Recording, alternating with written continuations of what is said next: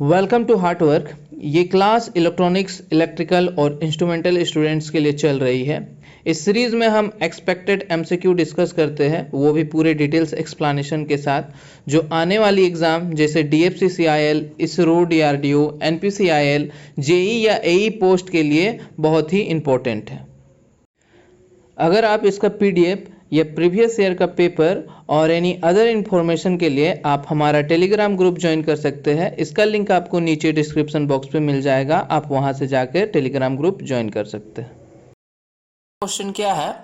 In a transistor push pull amplifier.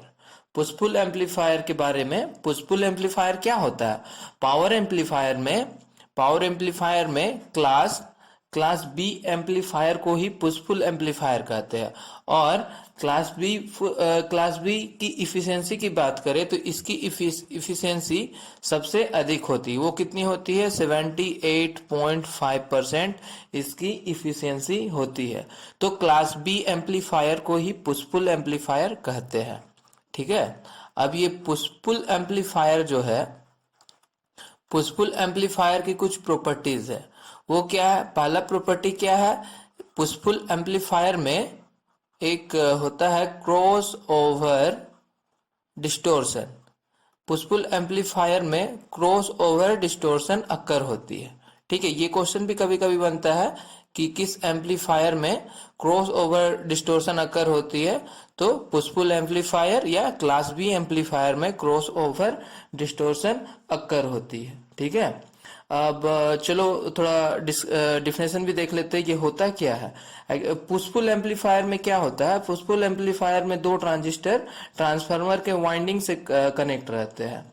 तो जब आपका एक ट्रांजिस्टर स्टेट के आउटपुट से दूसरे ट्रांजिस्टर के इनपुट को क्रॉस करता है, तो पहला ट्रांजिस्टर जो है वो चला जाता है कट ऑफ स्टेट में और दूसरा ट्रांजिस्टर कंडक्टिंग स्टेट में चला जाता है। तो फर्स्ट स्टेट से दूसरे स्टेट तक सिग्नल क्रॉस करने के टाइम जो डिस्टोर्शन अकर होता है उसी को कहा जाता है क्रॉस ओवर डिस्टोर्शन। ठीक है। दूसरी प्रॉपर्टी क्या है? दूसरी प्रॉपर्टी है कि पुश पुल एम्पलीफायर में डीसी कंपोनेंट जो है, डीसी कंपोनेंट नहीं होता है। No DC component at the output में डीसी कंपोनेंट प्रेजेंट नहीं होता है। और क्या होता है? और इसमें जो है पुश पुल एम्पलीफायर में इवन हार्मोनिक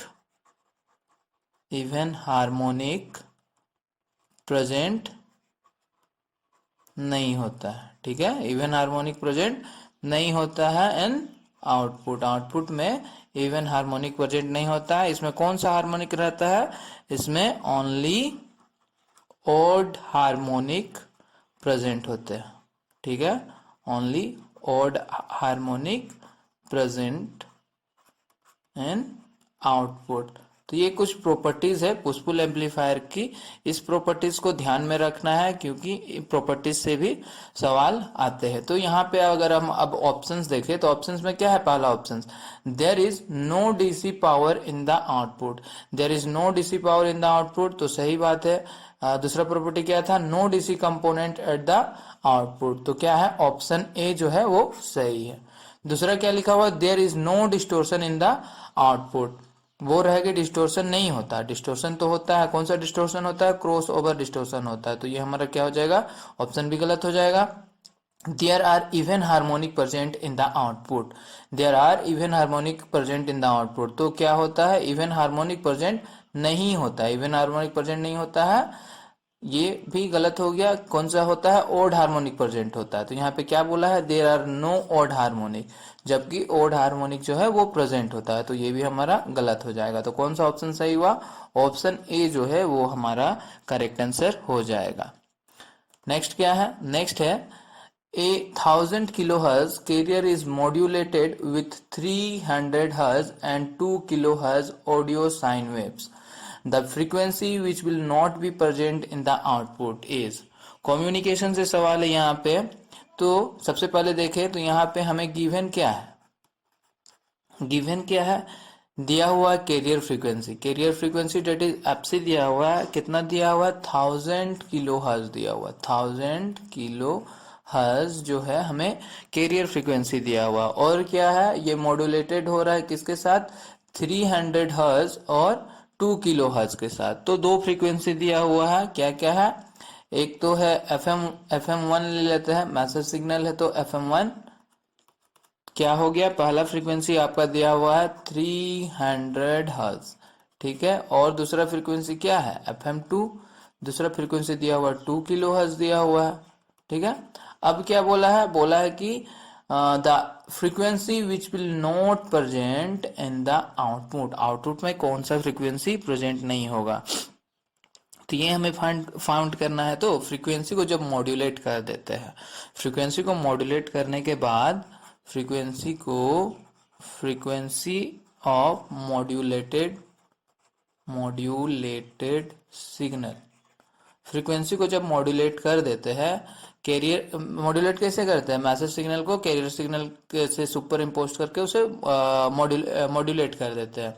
मॉड्यूलेशन होता है क्या है एक्चुअली, मॉड्यूलेशन क्या होता है, modulation is a process in which the characteristic of the carrier signal is varies with the message signal according to message signal. तो जब फ्रीक्वेंसी मॉड्यूलेट हो जाता है तो कौन सा मैसेज हमें मिलता है, आउटपुट में हमें मिलता है FC, एक तो carrier signal, then plus minus FM message signal हमें मिलता है, ये हमें आउटपुट में मिलता है, FC प्लस माइनस FM मिलता है, ठीक है। तो अब आउटपुट फ्रीक्वेंसी देख लेते हैं कि आउटपुट फ्रीक्वेंसी क्या क्या होना चाहिए। इसके हिसाब से आउटपुट फ्रीक्वेंसी क्या क्या आएगा, पहला तो 4 FM1 के लिए देखते हैं। FM1 कितना दिया हुआ है, FM1 है हमारा 300 हर्ज, और इसी को हम लिख सकते हैं 0.3 किलो हर्ज, ये भी लिख सकते हैं क्योंकि सारा जो हमारा किलो हर्ज में है, तो पहले इसे भी हम किलो हर्ज में चेंज कर देते हैं। अब क्या है, FC कितना दिया हुआ है, FC जो है हमारा कितना है 1000 किलो हर्ज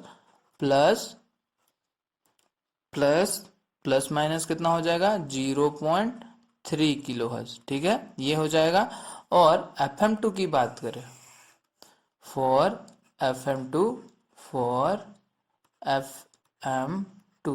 FM2 यानी कि FM2 कितना दिया हुआ है, FM2 हमारा दिया हुआ 2 किलो हर्ज, तो इस केस में आउटपुट फ्रीक्वेंसी कितनी हो जाएगी 1000 प्लस माइनस 2 किलो हर्ज, ठीक है। तो ये हो गया। तो यहां से अब हमारा दो फ्रीक्वेंसी आएगा, वो कौन कौन, एक तो जब इसे प्लस करेंगे, जब इनको प्लस करेंगे तो प्लस करने के बाद क्या आएगा फ्रीक्वेंसी 1000.3 किलो हर्ज, ये आएगा। और जब इसे हम माइनस करेंगे तो माइनस करने पे क्या आ रहा है, माइनस करने पे आ रहा है 999.7 किलो हर्ज, ये आएगा, ठीक है। उसी तरह इसमें क्या करेंगे, इसमें भी एक बार हम प्लस करते हैं, तो प्लस करने से क्या आता है फ्रीक्वेंसी 1002 किलो हर्ज, और दूसरा क्या आ रहा है, दूसरा को अगर माइनस करें तो माइनस करने से क्या आता है, माइनस करने से आ रहा है 998 किलो हर्ज। तो आउटपुट में हमारा ये चार फ्रीक्वेंसी अक्कर होगा, कौन कौन सा फ्रीक्वेंसी अक्कर होगा, एक तो 100.3 किलो हर्ज, और क्या है 999.7 किलो हर्ज, और क्या है 1002 किलो हर्ज, और 998 किलो हर्ज। ये सारी फ्रीक्वेंसी जो है वो आउटपुट में अवेलेबल होगी। तो ऑप्शंस में जो है डी ऑप्शन 700 किलो हर्ज ये आउटपुट पे अवेलेबल नहीं होगी। तो हमारा आंसर क्या हो जाएगा, इसमें क्या पूछा है, not be present in the output, तो आउटपुट पे कौन सा प्रेजेंट नहीं होगा, 700 किलो हर्ज प्रेजेंट नहीं होगा।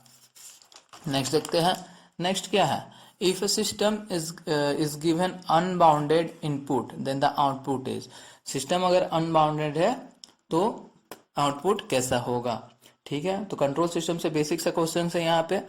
अनबाउंडेड इनपुट कहने का क्या मतलब है, अनबाउंडेड कहने का मतलब है कि any time at any time जो है, एट एनी टाइम इनपुट जो है, इनपुट क्या होगा, इन्फिनिटी होगा, इन्फिनिटी या फिर नॉट डिफाइंड इसे कहते हैं, ठीक है। तो नॉट डिफाइंड होगा। तो अगर इनपुट डिफाइन नहीं है, इनपुट जो है वो हमारा डिफाइन नहीं है, तो आउटपुट भी हमारा डिफाइन नहीं होगा। इनपुट अगर डिफाइन नहीं है तो आउटपुट भी हमारा डिफाइन नहीं होगा। ठीक है, तो ये क्या हो गया हमारा, कौन सा हो गया, ऑप्शन सी, नॉट डिफाइंड। ठीक है, क्या है next question, which flag is not present in 8085 micro processor. Micro processor में कौन सा फ्लैग प्रेजेंट नहीं होता है, तो 8085 माइक्रो प्रोसेसर में 8085 माइक्रो प्रोसेसर में 5 तरह के फ्लैग होते हैं। कितने फ्लैग होते हैं, 5 तरह के फ्लैग होते हैं। वो क्या क्या है, पहला तो है आपका साइन फ्लैग।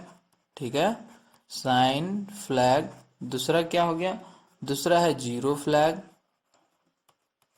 तीसरा क्या हो गया, तीसरा है कैरी फ्लैग। चौथा क्या हो गया, चौथा है पैरिटी फ्लैग। और पांचवा क्या हो गया, पांचवा है एक्सिलरी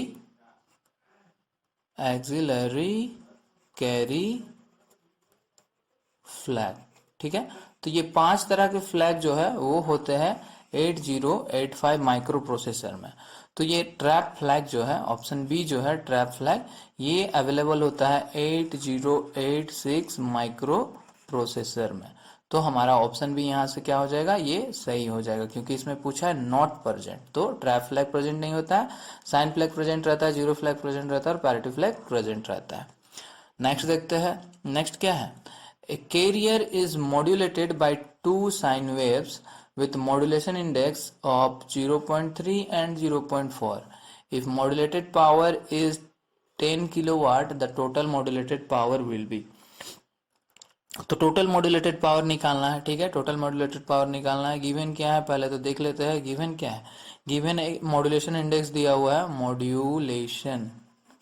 मॉड्यूलेशन इंडेक्स दिया हुआ है, 2 मॉड्यूलेशन इंडेक्स दिया हुआ है। मॉड्यूलेशन इंडेक्स को कैसे डिनोट करते हैं, म्यू से डिनोट करते हैं। तो यहाँ पे 2 है, इसलिए म्यू वन इक्वल टू क्या हो जाएगा, एक है हमारा 0.3 और एक है म्यू टू इक्वल टू कितना दिया हुआ है, 0.4।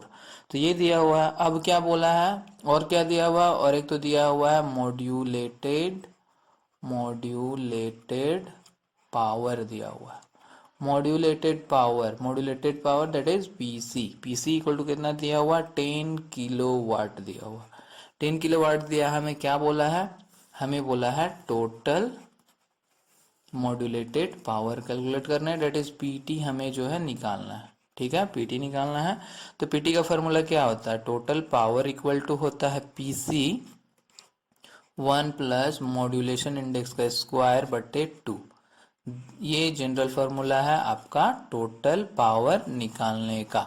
तो अब क्या है, अब यहाँ पे हमें 2 मॉड्यूलेशन इंडेक्स दिया हुआ है, तो सबसे पहले क्या करेंगे हम लोग, टोटल मॉड्यूलेशन इंडेक्स निकालेंगे। सबसे पहले टोटल मॉड्यूलेशन इंडेक्स निकालने का क्या हो जाएगा, root under of mu one plus mu two square and square. ठीक है, ये होता है फॉर्मूला। ठीक है, जितना मॉड्यूलेशन इंडेक्स होगा सबको स्क्वायर करके अंडर रूट कर देना है और उसका समेशन कर देना। ठीक है, तो क्या करेंगे, इक्वल टू क्या दिया हुआ है, म्यू वन कितना दिया हुआ, म्यू वन दिया हुआ हमारा 0.3 का स्क्वायर प्लस 0.4 का स्क्वायर, ये हो जाएगा।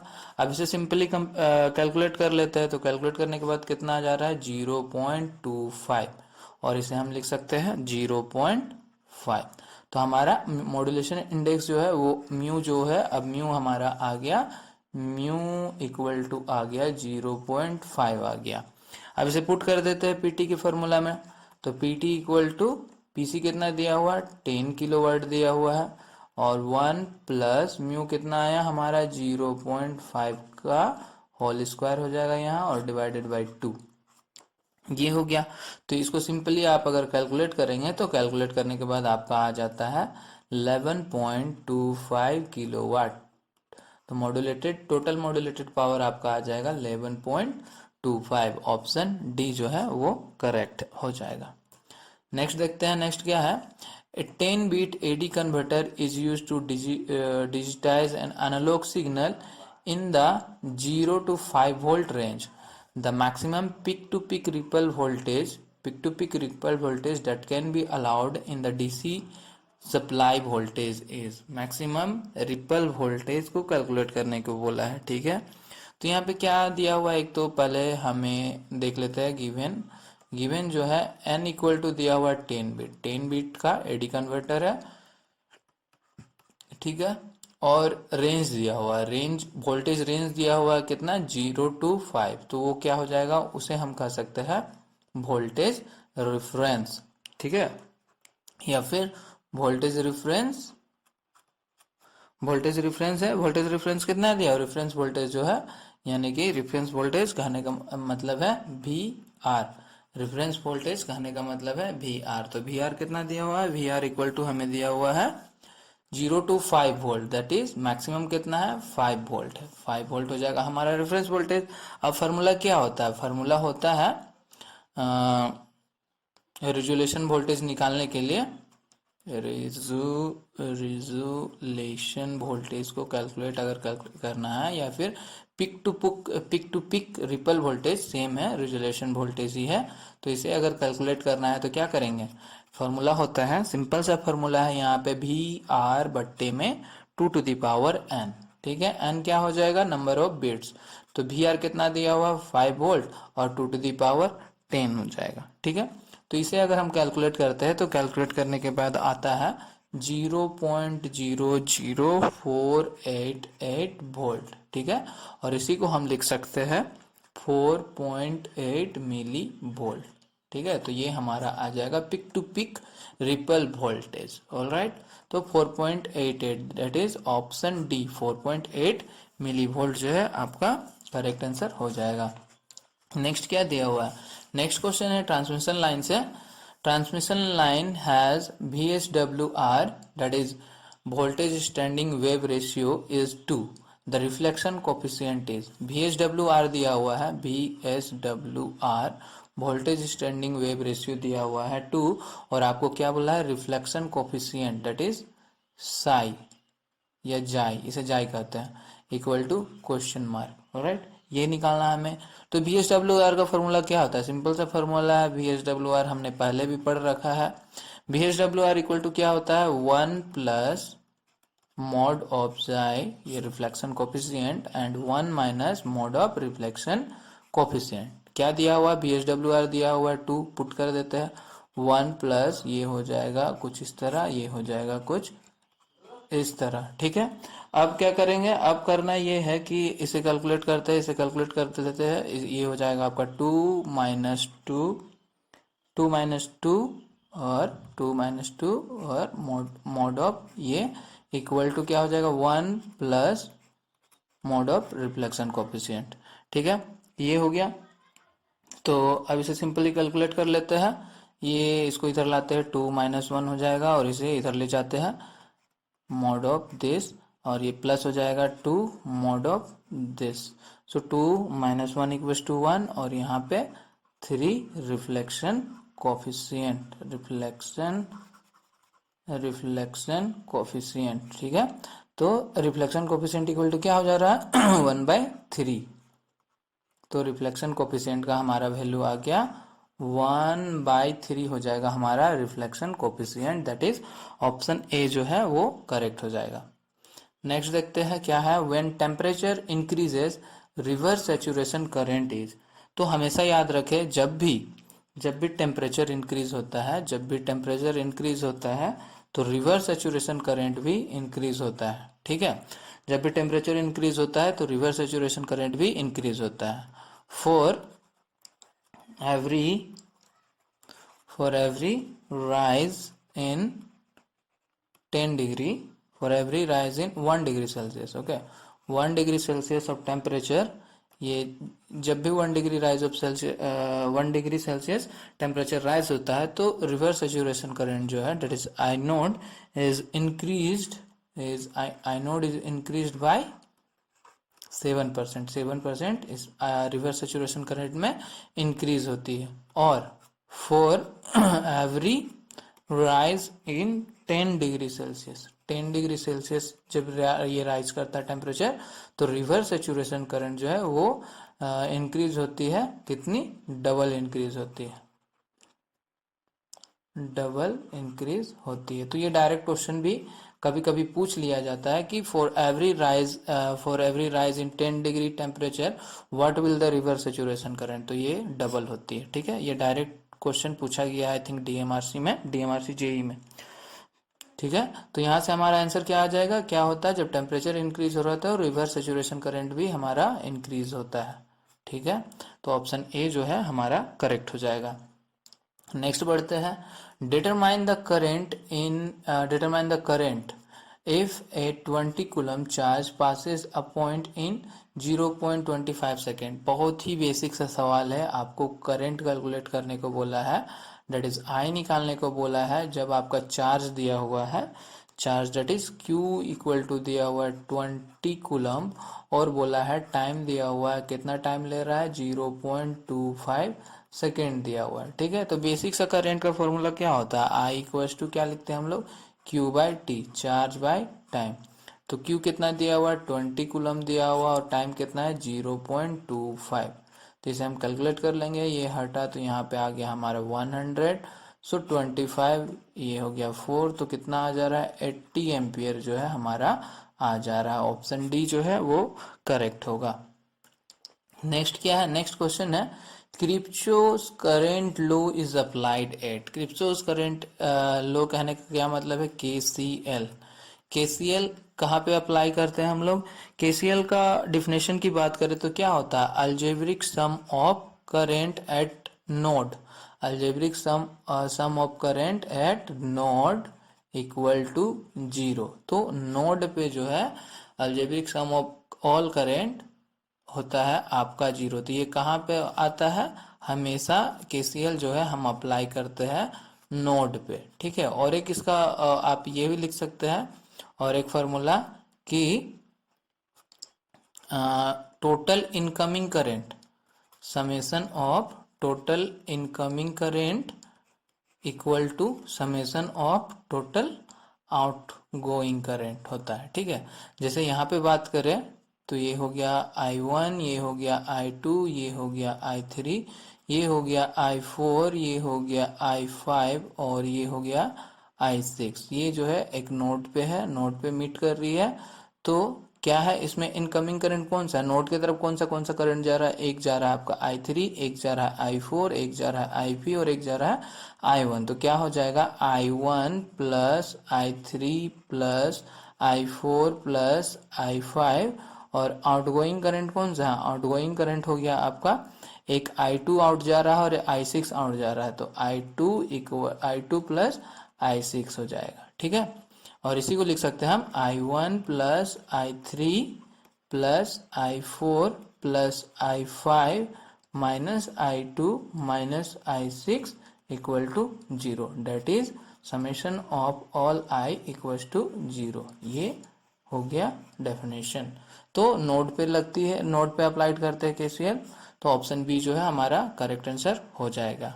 ठीक है, नेक्स्ट अच्छा, अब ये प्रीवियस वीडियो में पूछा गया हुआ सवाल है, what is the forbidden energy gap in silicon at 300 kelvin.